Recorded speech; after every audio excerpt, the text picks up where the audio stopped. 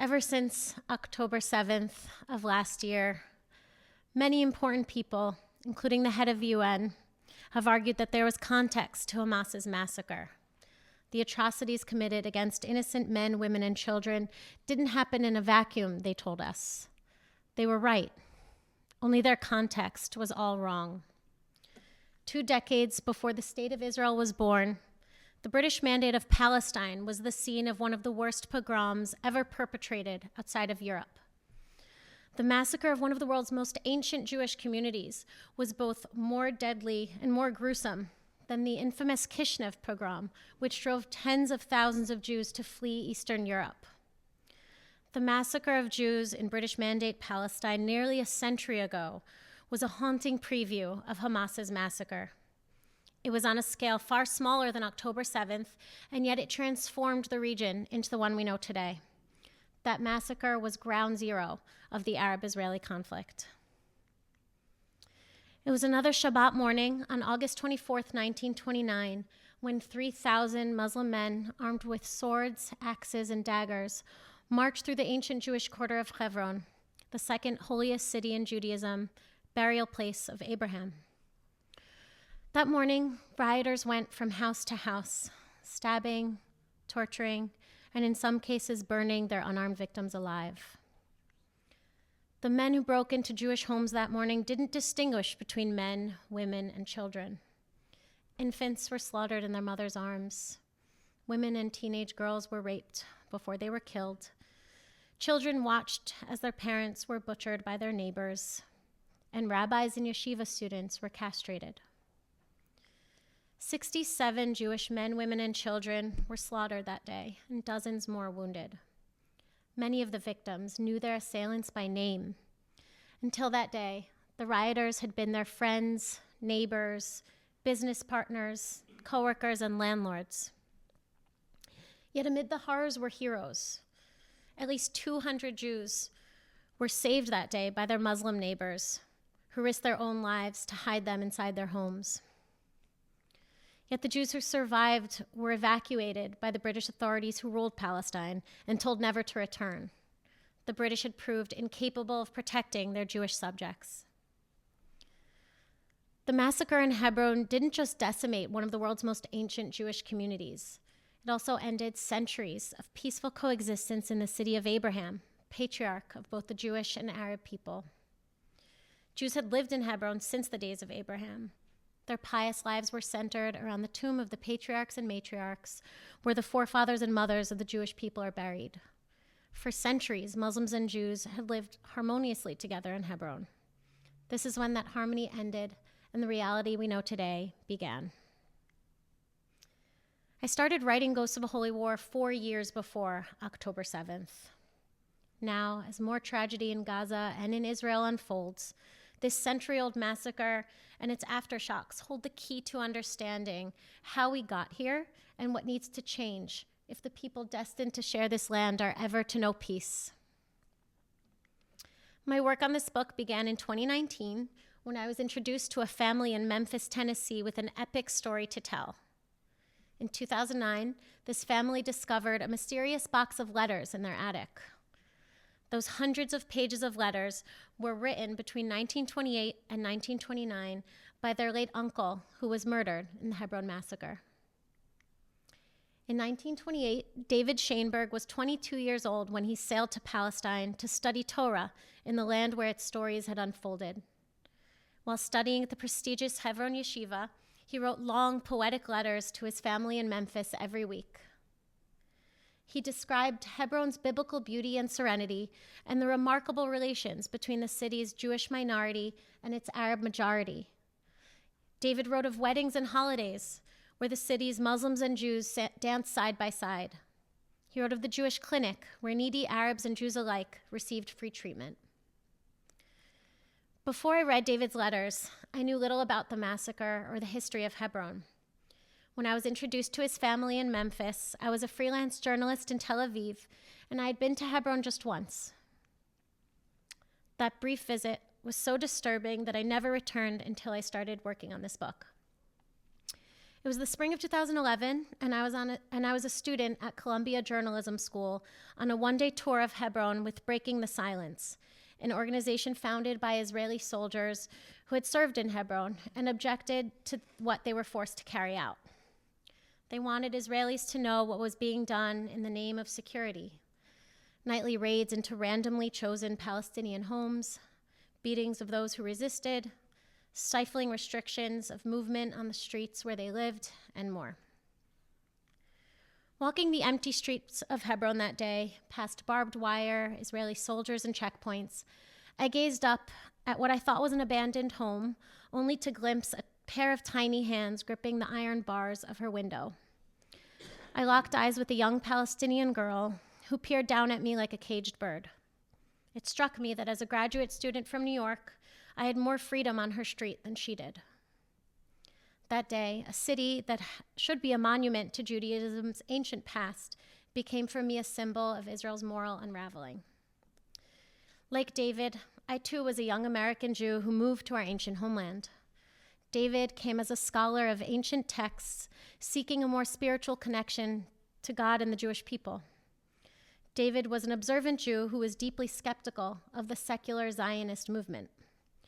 I came as a journalist and as a secular Zionist who was deeply disturbed by the direction Jewish extremists were steering the Jewish state. After moving to Tel Aviv in 2013, I stayed away from Hebron.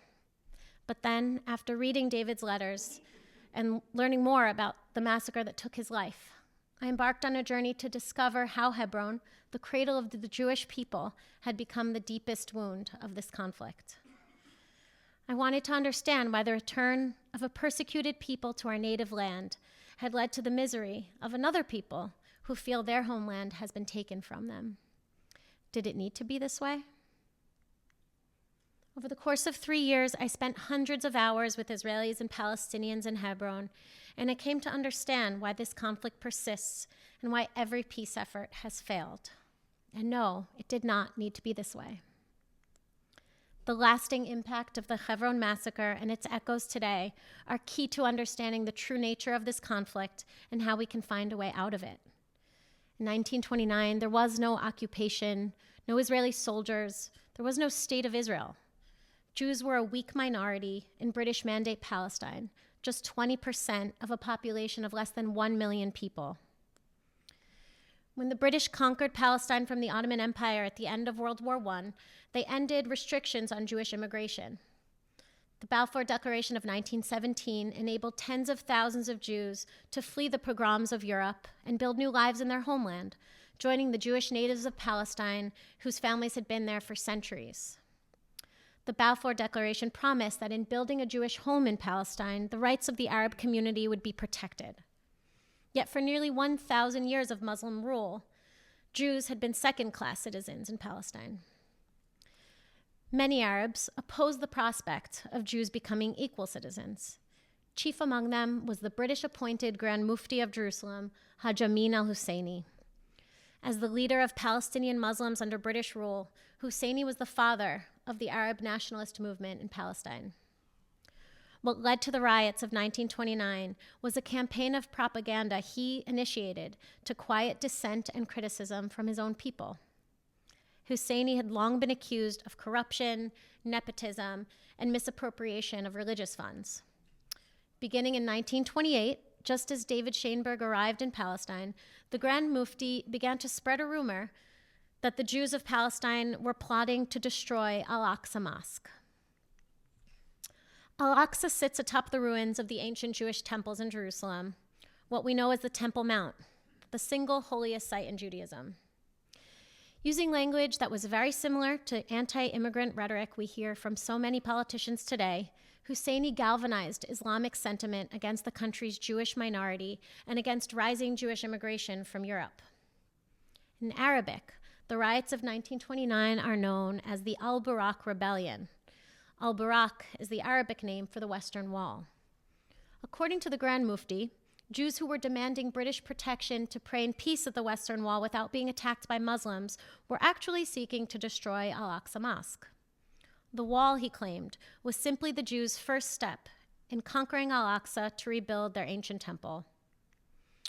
In August of 1929, on Tisha B'Av, hundreds of Jews marched to the Kotel, to the Western Wall, to protest the British failure to protect Jewish worshippers at the wall from increasing Muslim attacks. Their march was peaceful, but Arab leaders and the Arabic press claimed otherwise. Rumors quickly spread that Jews who had marched to the wall had also raped Muslim women and cursed the Prophet Muhammad. None of that was true, but the truth had become irrelevant. In sermons at Al-Aqsa on August 23, 1929, imams called on the faithful to defend Islam with their blood. Armed worshippers flowed from the mosque and down to the Old City, where they destroyed Torah scrolls, attacked Jewish passersby, and set fire to Jewish businesses. The riots quickly engulfed Palestine, killing 133 Jews and wounding more than 400 more within days. The Jewish communities of Gaza and other locations were evacuated by British forces to Tel Aviv. Yet the Jews of Hebron, the haven of coexistence in Palestine, paid the heaviest price, suffering more brutality and more casualties than any other Jewish community. Refusing to believe the warnings ahead of time, they had dismissed offers of protection from the Haganah, the underground Jewish defense force that would later form the IDF. When members of the Haganah visited Hebron 2 days before the riots erupted, they were swiftly told to leave. Our Arab neighbors are our friends, the Jewish leaders of Hebron told them. They didn't believe or want to believe that their friends and neighbors would turn on them. After all, the Jews of Hebron in 1929 were not Zionists building the foundations of a Jewish state. They were pious Jews living a quiet existence centered around the Torah. That the massacre did happen there was a turning point for Zionism and the conflict itself. In 1929, Zionism was not a mainstream Jewish value. Many traditional Jews in Palestine, including David Schoenberg, disdained the young movement as a secular contamination of Judaism. The return of the Jewish masses to Zion, they believed, could only be realized through God's will and the arrival of the Mashiach. Many secular American Jews also rejected Zionism, fearing it could threaten their fragile place in American society. That antagonism was challenged by the Hebron massacre, which epitomized the tragedy of the stateless, powerless Jew. For centuries, Jews in Europe had been told to go back to Palestine. They had been treated around the world as unwanted strangers precisely because they lived in exile. Now the Jews had come home to their homeland, only to be told they didn't belong there either. The failure of Jewish forces to protect the Jews of Palestine led them to unite around Zionism. Many of those who had until then opposed it now agreed that they could only be safe in their own homeland, in their own country, under the protection of their own army. After the massacre, the British sent a royal commission to Palestine to determine the causes of the riots, which were clear to anyone with eyes. In 1930, that commission pardoned the Mufti and instead blamed the riots on the peaceful Jewish demonstration at the Western Wall. The British concluded that Muslim fears of Jewish immigration were legitimate. And so, 1 year after the massacre, the British issued new policies vastly limiting Jewish immigration and land purchases.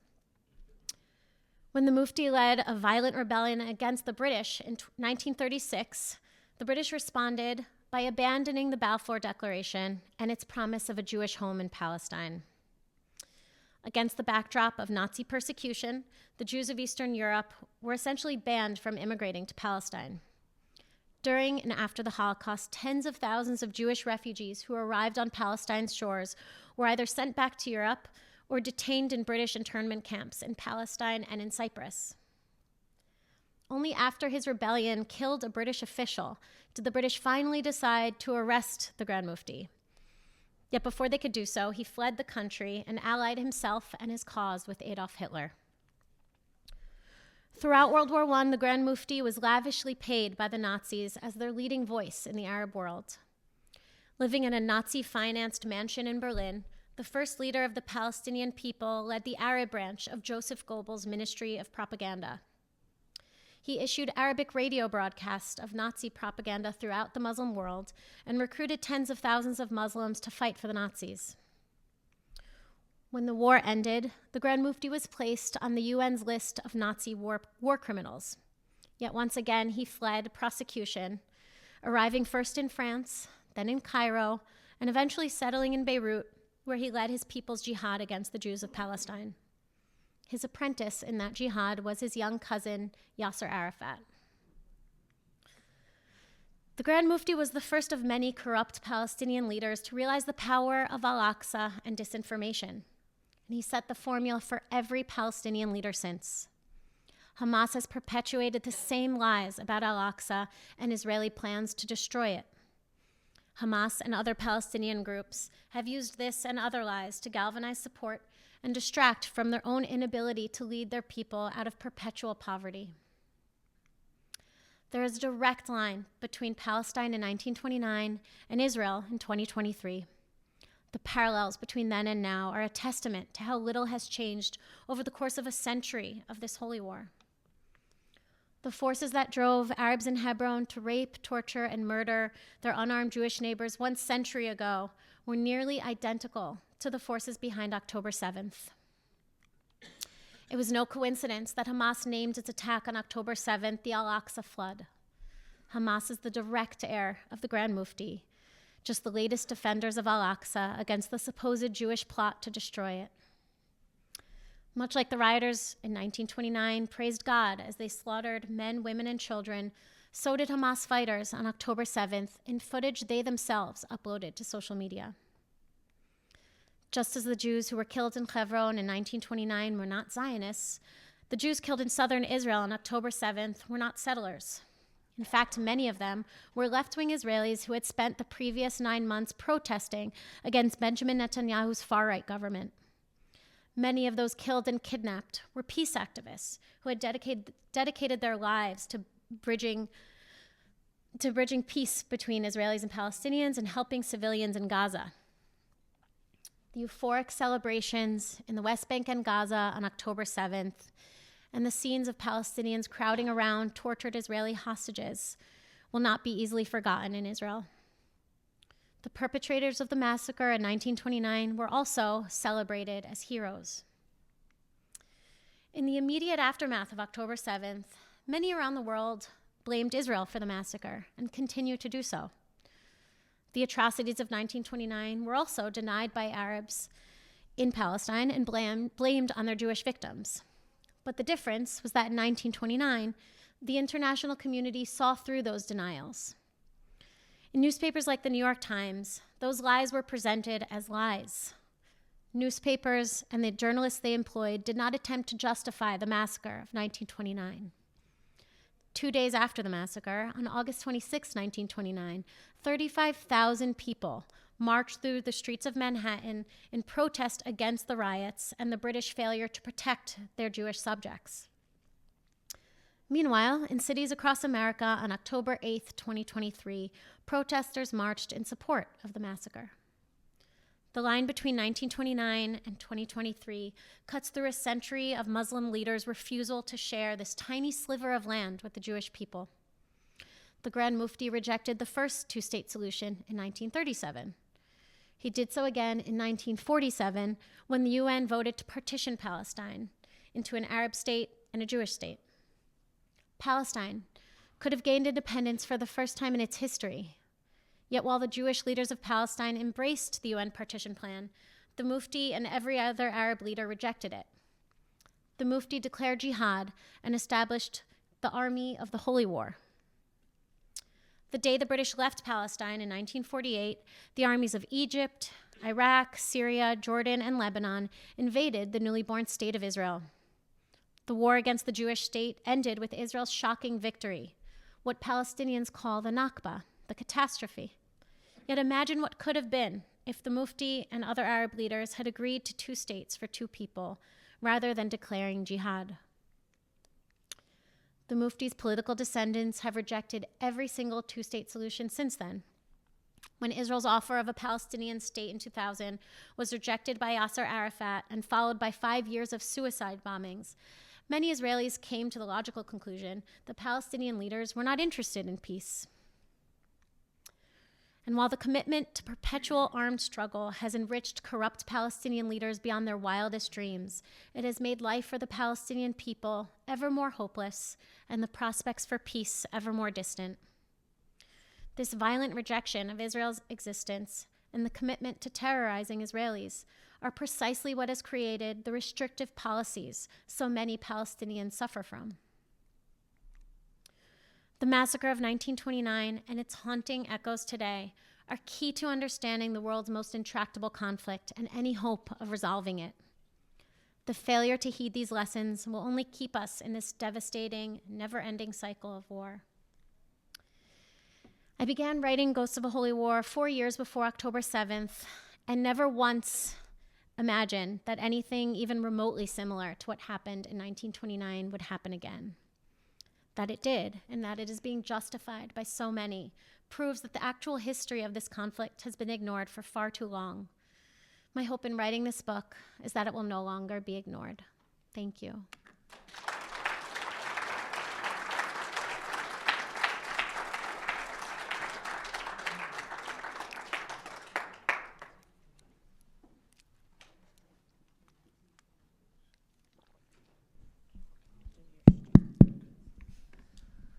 Yardena, that was wonderful in a frightening way, and we thank you for sharing the details with us, and I think makes everybody, even whoever has not read it yet, even more eager to read it now. We're going to open up the floor for questions, and again, just a repeat of our rule that this is question and answer, not speech and answer, and if we feel that you're going on too long with the speech part of your question, we're going to shove you to the question part. So please try to stick to things as a question. Hi. I've been hearing about problems that Jewish authors are having publicizing their books, and I wondered if you've encountered that and if you could tell us how many opportunities for appearances in front of non-Jewish audiences you have. Thank you. That's an excellent question, and I definitely have been affected by this atmosphere in which many people don't want to hear any kind of inconvenient truths. And so most of my events, I've had about 24 book events since my book was published on October 1st, and all but one of them was hosted by a Jewish organization, and the one bookstore that hosted it, though it's a very well-known bookstore and it's not a Jewish bookstore, it is owned by a Jewish man, so that's probably why he agreed to it.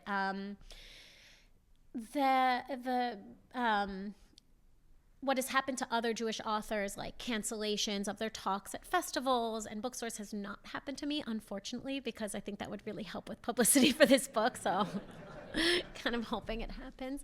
But, you know, the reviews of my book have been incredible, but almost all of them have been in Jewish publications. There was one review in the Wall Street Journal, so, you know, non-Jewish publication, but, you know, leans slightly right. I thought that my background in journalism and my years writing for so many publications and working in TV news would help me out, and I didn't get reviews in any of those publications other than the Wall Street Journal and, you know, many Jewish publications like the Jerusalem Post, Times of Israel. So yeah, we're living in a really dark time when people really just want to hear things that reaffirm what they already believe, and many people aren't really interested in learning about different perspectives, or not even perspectives, since this isn't a book about my perspective. This is all facts. Thank you.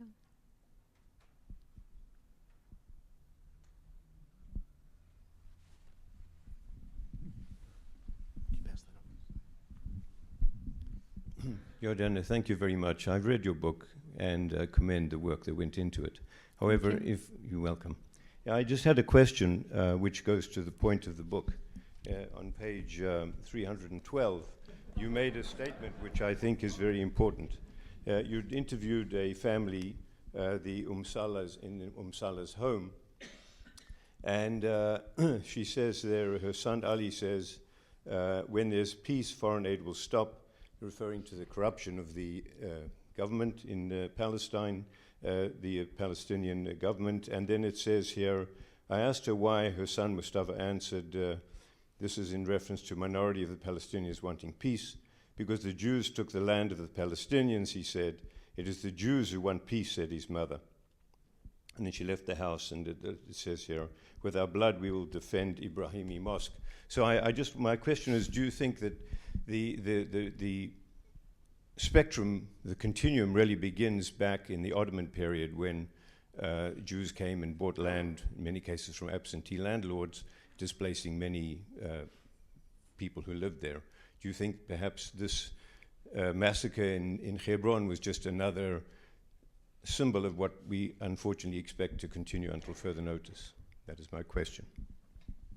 Excellent question, and thanks so much for reading from that page. Because I thought that was one of the most interesting interviews I did with Palestinians in Hebron. This family, it was a woman whose name I could not publish. I used only her nickname, Salah. It's like Arabic name for the mother of Salah. I couldn't publish her name because she was very critical of Palestinian leadership.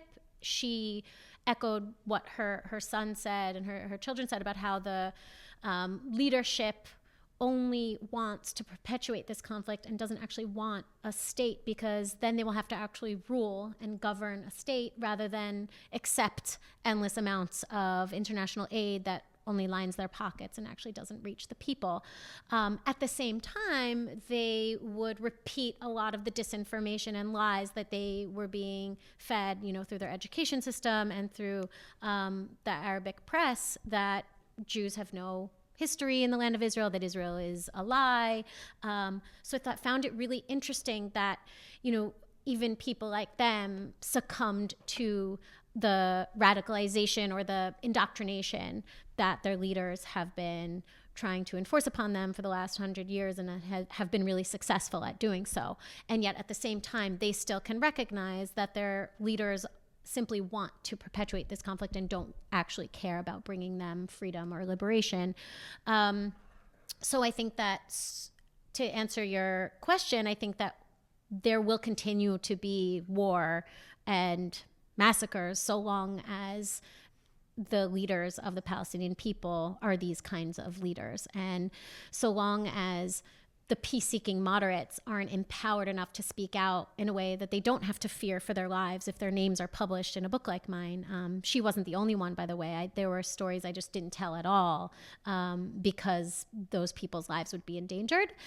And we see this in the way we see Palestinian voices who are anti-Hamas, anti-October 7th, those voices speaking out. You'll notice they don't live in the West Bank or Gaza. They live in the comfort of the United States, Britain.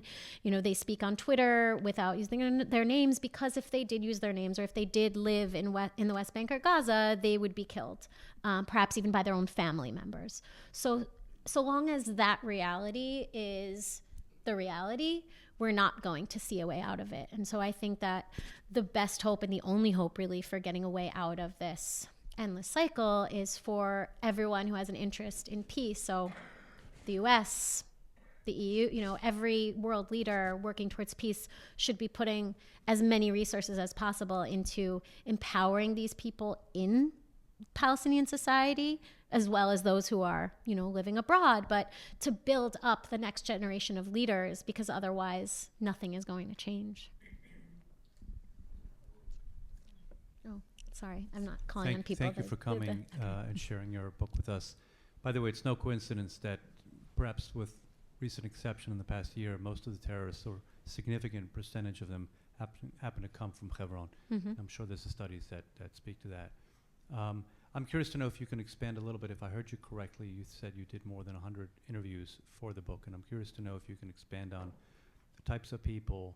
You gave this one example here, but I imagine that was probably the minority of opinion. I'm just curious to know how people opened up to you, what they thought of it, and if there's anything else that can be learned from that. Yeah, so the majority of my interviews were in Hebron itself, speaking with Palestinians and Jews in Hebron. So on the Israeli side, which is 20% of Hebron, and on the Palestinian side, which is 80%, I spoke to settlers who live near Marat HaMachpelah, including Baruch Marzel, who's known as one of the most extreme settlers in Hebron because he was a right-hand man to Rabbi Meir Kahana, and I was just fascinated by the interviews I had with Palestinians and Israelis. And one of the most memorable people I met in Hebron was the Arab mayor, who actually carried out what was then the worst terrorist attack in the West Bank. It was in 1980, and it actually led the Israeli government to finally say yes to the settlement movement that had been campaigning since 1967 to rebuild the ancient Jewish community of Hebron. And it was his terrorist attack that led the Israeli government to finally say yes, because they didn't want to let the terrorists win. And this has kind of been, I speak about this in the book, how this cycle has driven the conflict and the settlement movement from the very beginning. It's often terrorist attacks that lead the Israeli government to either expand or approve settlements and to restrict movement, or to place new restrictions on Palestinian life. So, people in cities in America and Europe who are, cheering on Hamas and Hezbollah, somehow they don't realize that they're actually causing the very restrictions on Palestinian life that they claim to want to undo. So this mayor, he doesn't just have no remorse for his own terror attack, but he denied the facts of the 1929 massacre. He said that it was the British who carried it out. He said that Abraham was not Jewish, that he was Muslim, that the Jews have no history in what he called the land of Israel, that any archaeological evidence to the contrary is actually Zionist propaganda. And at the time that I interviewed him for the first time in 2019, I hadn't yet interviewed many Palestinians in Hebron, and I was really shocked by what he said. But my Palestinian translator, a woman from Ramallah, when she saw my shock, she was kind of surprised. She's like, oh, this is really common sentiment here in Hebron. And she proved that to me by having us do interviews with just random people on the street and asking them the same questions. And they said things that were very similar to what he said, that Jews have no history in this land. Many of them didn't even know about the massacre of 1929. Including the woman Salah, who was very, moderate, and she even said to me that she'd rather live in Israel than under the Palestinian Authority. So the interviews in Hebron were really fascinating.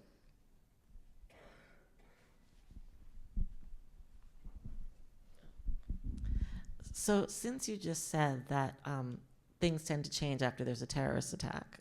So we just had this horrifying one on October 7th. And I wonder, given the geopolitical situation of what's going on, what do you think Israel's likely to do next? And what do you think the Palestinians are going to do? Because, the foreign aid isn't flowing all as it used to be. Saudi Arabia maybe doesn't want this. Iran's kind of in trouble. What do you think is likely to happen? I know you're not a fortune teller or anything, but you study the region more closely and intimately than most of us. So what's your sense of what's coming next?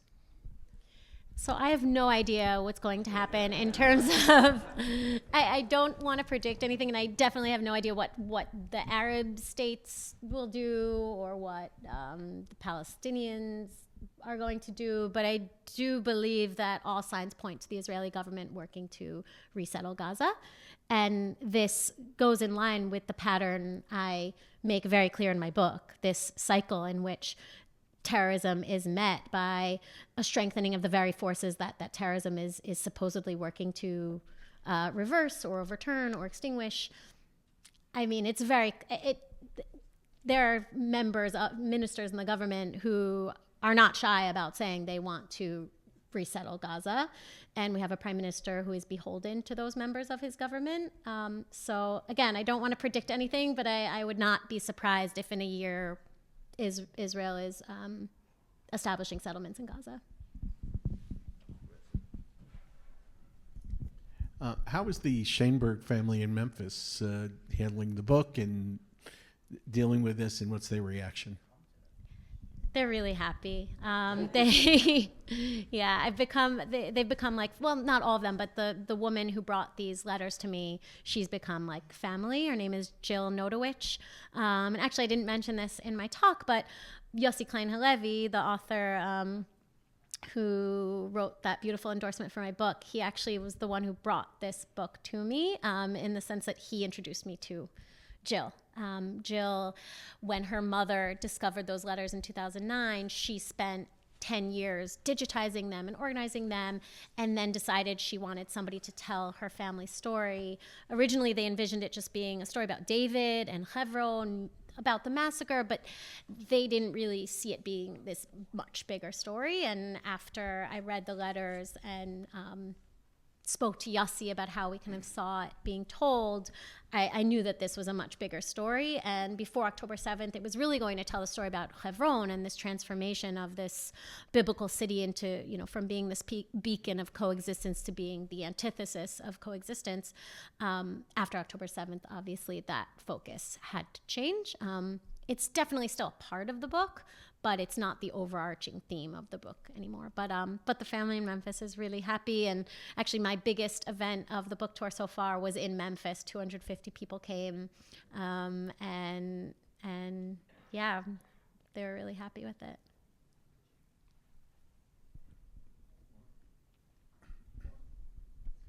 I don't know if you, because I haven't had a chance to read your book yet. Do you talk anything about radical Islam and the impact that it has on the non-availability of peace in the area? Yeah, that's what the whole. How so many people are beholden to Allah, they view Israel as an insult to their God, even though because Allah had conquered the land at one point and now doesn't have any control over it, and they're dedicated to seeing that change. And that could be the most influential aspect that maybe escapes a lot of Americans.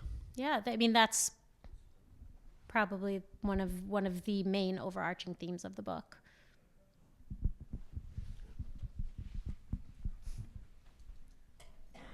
Thank you. Could you speak for a moment about the current state of affairs in the city of Hebron in terms of the soldiers having to be there to protect the Israelis that are there, and has it changed since the 7th? Yeah, so I spoke about this briefly in my presentation, but if you've been to Hebron, you know that it's very different from what it was in 1929. That was one of the reasons I was so struck by David's letters, because they depicted this very peaceful, beautiful, serene place where Arabs and Jews just lived side by side. And it wasn't perfect. The Marat HaMachpelah, the Tomb of the Patriarchs, was actually off limits to Jews in 1929, and not just in 1929, but for 700 years under Muslim rule. Non-Muslims were forbidden from entering the Tomb of the Patriarchs, and so Jews went there every day, but they had to pray outside of the mosque because it was a mosque then. And after Israel took control in 1967, it became open to any religion. So today, the Tomb of the Patriarchs is divided between a Muslim side and a Jewish side, but all of Hebron feels kind of like a military base. Everywhere you go, there are soldiers, there are dozens of checkpoints, and Palestinians can't walk on this one street. They can't walk even if they live on that street. One time when I went to interview a Palestinian descendant of Muslims who rescued Jews in 1929, I and my Palestinian translator were not allowed to go into his house. He doesn't have control over who can visit him. He has to run any visitor. He and every Palestinian who lives on the Israeli side of Hebron has to place their visitors on a pre-approved list of visitors that the army can approve or disapprove. And that was half a year before October 7th. I've kept in touch with my Palestinian sources in Hebron, and it's gotten much, much worse since October 7th. For about 6 months, there was a complete curfew. They couldn't leave Hebron. They couldn't visit their relatives and friends on the other side of Hebron, so in the Palestinian-controlled side of Hebron. They couldn't have visitors come to them from the Palestinian side of Hebron. None of this to say is, I'm not saying I disagree with that. I think that after October 7th, there were reasons to put forth these policies. But, all of that is to say, to kind of remind us how all of these attacks really just make life for the Palestinian people even harder. And, the soldiers serving in Hebron, they have probably one of the hardest jobs because they number about 600, and the Jews in Hebron are about 800 people living amongst 250,000 Arabs. And when the Jewish community was first revived in Hebron, there wasn't this massive military presence. It was under military control for the first few decades, but still they weren't just kind of surrounded by soldiers and checkpoints like they are today.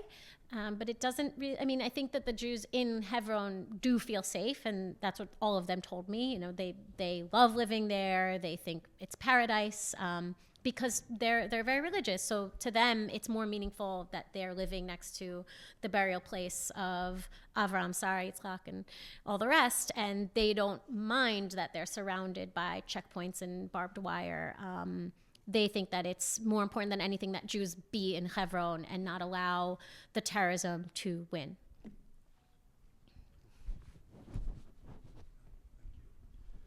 Why do you think the story of the massacre of 1929 has basically been buried under the rug for 100 years? This is the first we've heard of it, and I went to yeshiva. Yeah, I asked myself that many times, and I still do, because I went to Jewish day school growing up. I studied this conflict. My undergrad degree was in international relations with a focus on the Middle East. I was based in Israel for 10 years.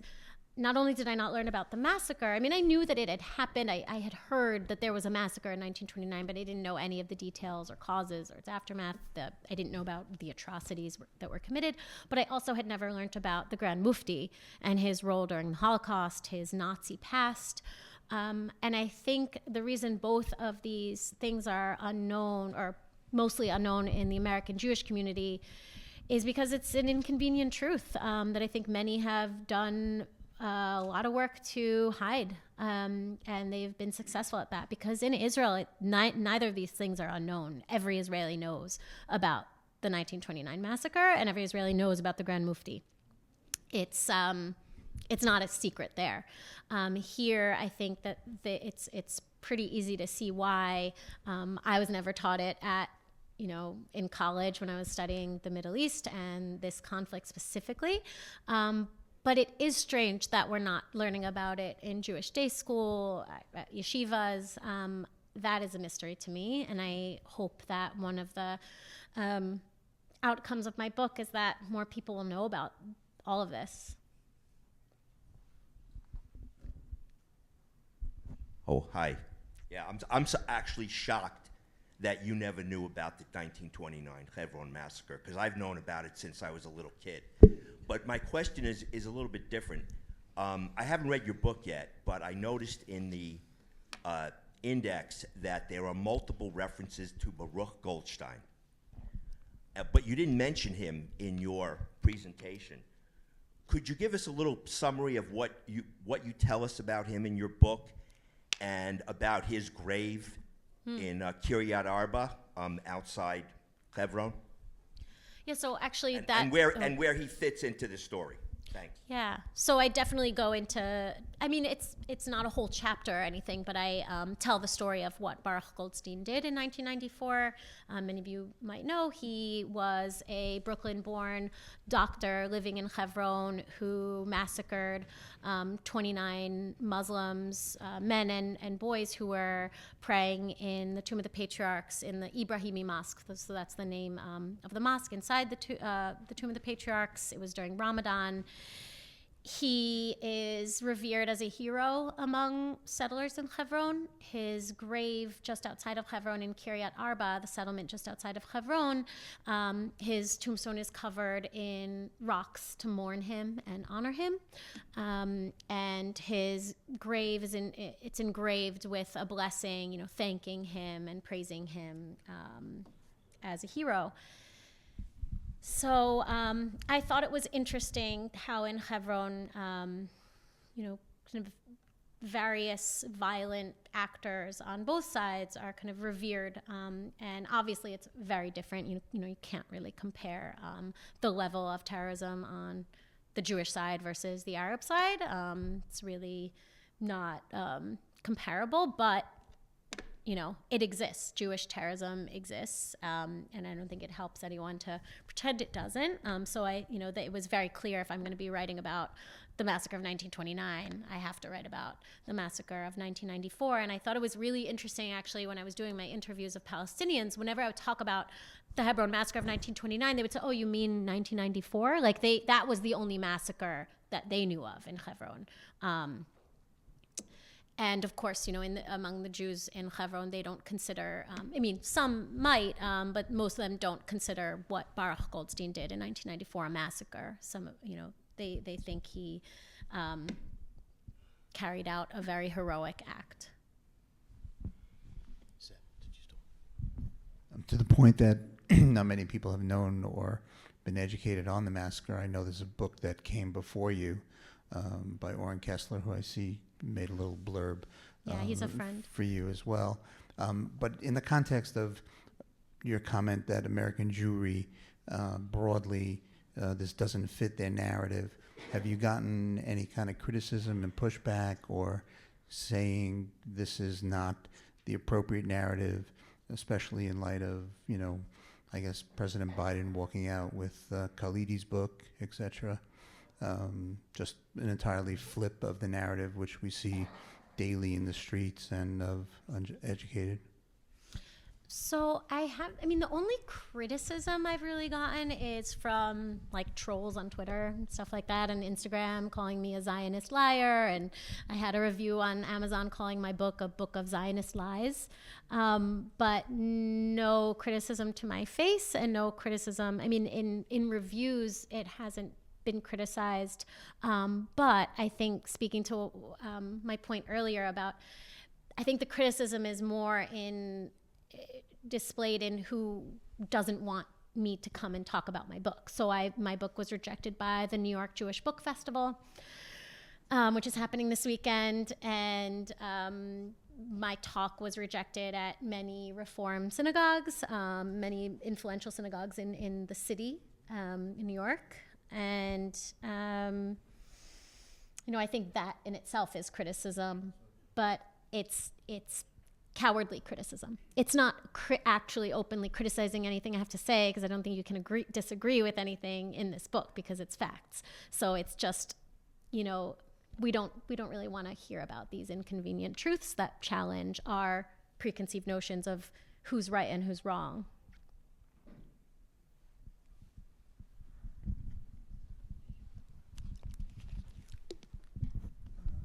Thank you, Yardena. The October 7th uprising involved a lot of casualties and a lot of hostages, which was very different from 1929. Do you have any advice that you would give to the Israeli government about negotiating over hostages?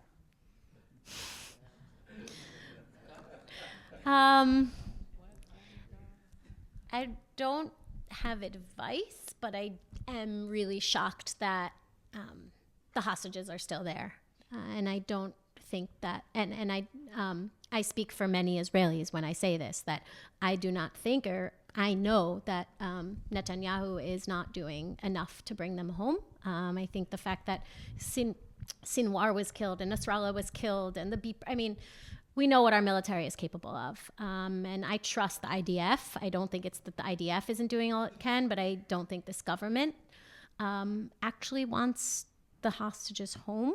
because that would mean the war would end, and Netanyahu would actually have to face the reckoning that all of us thought he was going to have to face after October 7th. There have been polls throughout this war that show a vast majority of Israelis do not believe he is placing the hostages or the people of Israel before his own interests. So that really says everything. So my advice would be to somehow have a new Israeli government. I don't think the negotiators are capable of doing that, so we need a miracle. That'll be another election. Just maybe, I don't know if I just missed it, but why did the Mufti all of a sudden call for the riots and turning on the neighbors? Okay, so good question, because he didn't call for the riots and he didn't call for people to start killing Jews. He did it much more insidiously.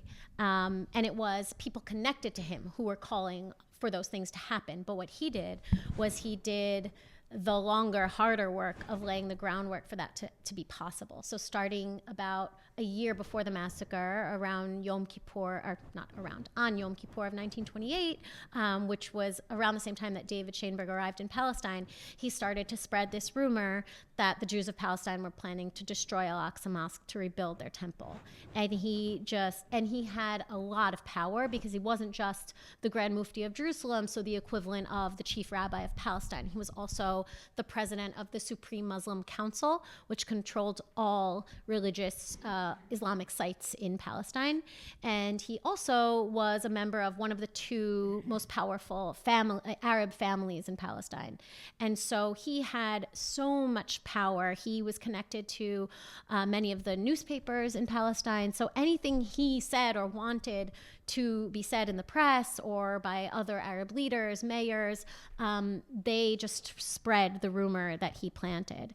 And for a year, that rumor spread, and that march that I mentioned that happened about 2 weeks before the massacre, the march by Jews to the Western Wall calling on the British to protect them and to grant them ownership of the Western Wall so that they wouldn't have to deal with these attacks. And also, they wanted ownership of the wall because the Mufti had initiated these building projects where one of them was building a door that led Muslims directly from the Kotel to Al-Aqsa, which made absolutely no sense because the Kotel was not a place where Muslims prayed. But what it did do was allow them to attack Jewish worshipers, and it limited Jewish access to the Kotel.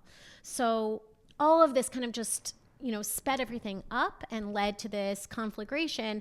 And when the riots erupted on August 23rd, 1929, one day before the massacre in Hebron, on top of that disinformation about the plot to destroy Al-Aqsa was additional disinformation about the nature of the riots. So the riots started with Arab attacks on Jews in Jerusalem, but when people from Jerusalem got to Hebron spreading the news about what was happening in Jerusalem, they convinced everyone that it was Jews who had attacked Muslims in Jerusalem, and that it was Muslim blood that was being spilled in Jerusalem, and that the Arabs in Hebron had to avenge the blood of their brothers being spilled by Jews in Jerusalem. So, disinformation we often talk about as a an ailment of modern day technology and social media, but disinformation was very powerful a century ago as well.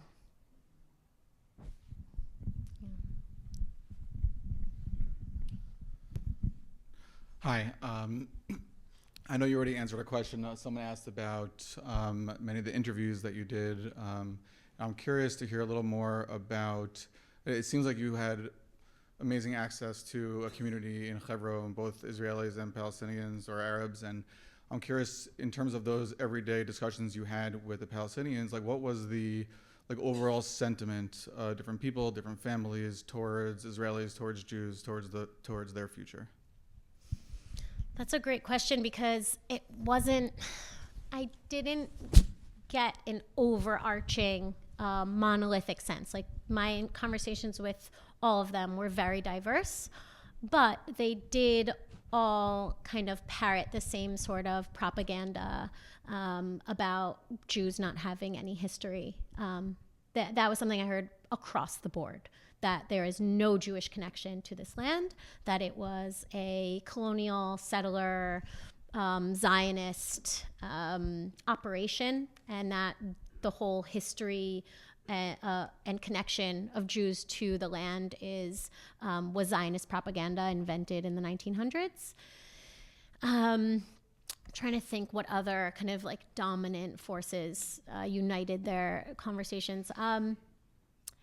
Many of them had never had any kind of relationship with Israelis. And so their only experience with Israelis was with soldiers or with settlers in Hebron. And because of the tensions that exist in Hebron, the settlers are not, the nicest people to Palestinians. I saw with my own eyes young kids throwing stones at Palestinian homes. This Palestinian descendant of Muslims who saved Jews in 1929 that I mentioned earlier, who I wasn't able to get into his house. I ended up interviewing him on the side of the road for like 5 hours during Ramadan when he was fasting and it was like 90 degrees out. But he lives in a house that's completely covered in iron bars.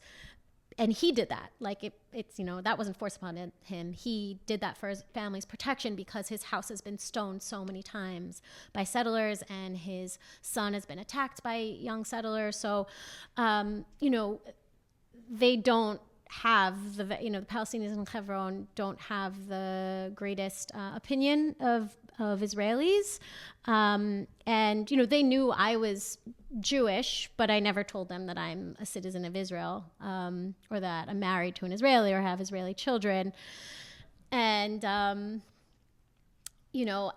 think there's a very clear reason why so many of the terrorists come from Hebron, because they don't see, their idea of Israelis is a very villainous, kind of characteristic. And they're also super, super religious. And so when you have a very, religious Muslims living in a place where Hamas is very popular, I think it's understandable why so many terrorist attacks emanate from Hebron. We have time for one more. It's on you. It's on you. Could you tell us something about your backstory, how a secular American Jewish young woman graduates from Columbia School of Journalism and has these wonderful plum positions, and how this all came about up to your meeting the Schambergs and writing this book? Thank you. So I have always been a journalist since I went to, maybe I'll back up. I always liked writing or loved writing since I was a young girl. I kept a journal from the time I could write. And I went to college for international relations. I wanted to be a diplomat, but I became really fascinated by the idea of how the press influences foreign policy in ways diplomats can't. Actually, I was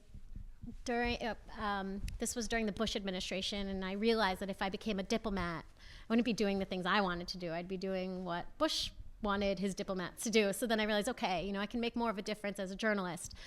And I had my first internship at ABC News Radio, and then I interned at the New York Times during the 2008 presidential primary between Hillary Clinton and Obama, and I just fell in love with journalism. And yeah, I was working at NBC News in 2013 and really did not like working in TV. I always liked the written word and preferred to write, and I always appreciated print journalism more than TV news, and I decided to just quit my job at NBC, move to Israel to become a freelance journalist, to really just to get my chops, and then move back to New York. I thought I would, be a freelance journalist in Israel for a year, get my cred as a foreign correspondent, and then maybe get a staff job as a foreign correspondent somewhere. But once I moved to Israel, within 2 weeks, I decided I wanted to make Aliyah.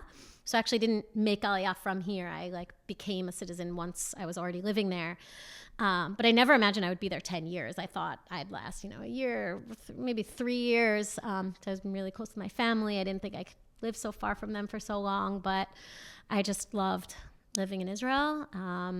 And even though I was this secular person, I just loved this idea of living in a country where you could be in a taxi and ask your taxi driver what time Shabbat starts. And, I don't know, I just thought that was really amazing. And I've always felt more at home in Israel than I do here. When I moved back to the States in 2023 with my husband and children, it wasn't because I missed America. It was because I missed my family and wanted my kids to grow up around their family here. And yeah, I hope that answers your question. Yardena, thank you so, so much. Thank you.